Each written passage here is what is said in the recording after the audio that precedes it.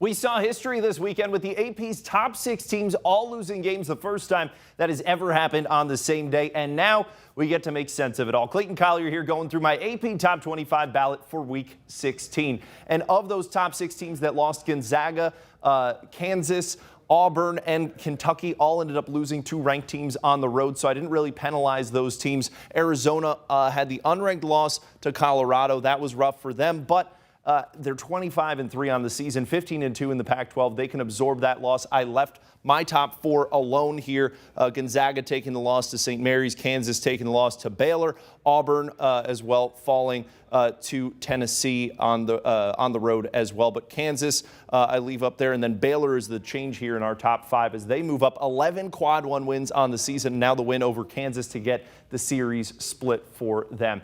Kentucky, meanwhile, beat LSU. They lost to Arkansas. They stay put at number 6. Providence coming up at number 7. With the win Saturday over Clayton, the Friars captured the program's first regular season Big East title. They are a founding member of that conference. This was a massive weekend for the Providence Friars. Now they have an even more massive game Tuesday against Villanova, who I dropped to number 10, just 1 spot. The loss to UConn wasn't great, but the officiating in that game was much worse, so I didn't really penalize them all too much in this one.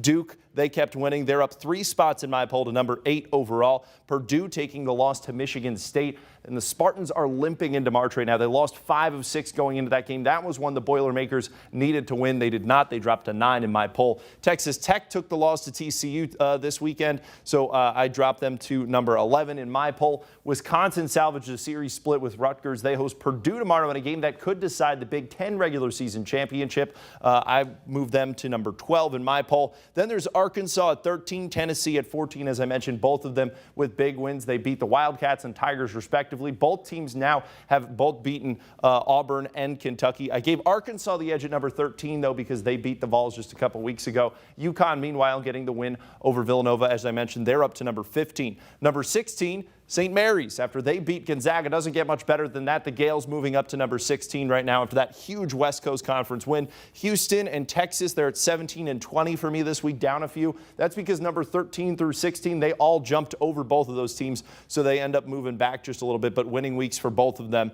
Murray State, 18-0. They finished their conference slate, number 18 in my poll. Racers are in the driver's seat right now headed into the conference tournament. Illinois dropped down to 19. They beat Michigan. They lost to Ohio State, so I dropped them there. And at number 20, as I mentioned, Texas just getting kind of the back end of enough teams jumping over them.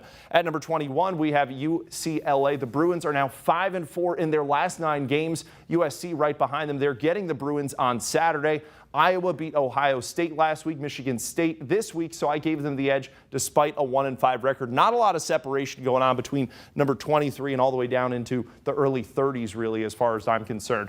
Boise State topped San Diego State, so they have 4 quad 1 wins now. And at number 25, as I mentioned, I considered Alabama, Colorado State, Seton Hall, even North Texas as well. But Davidson was my pick last week, and they went 2-0, so no reason really to change them. I put them in at number 25. Have a comment. Let me know on Twitter at Clayton J. Collier. I'll be back next week with my ballot explainer.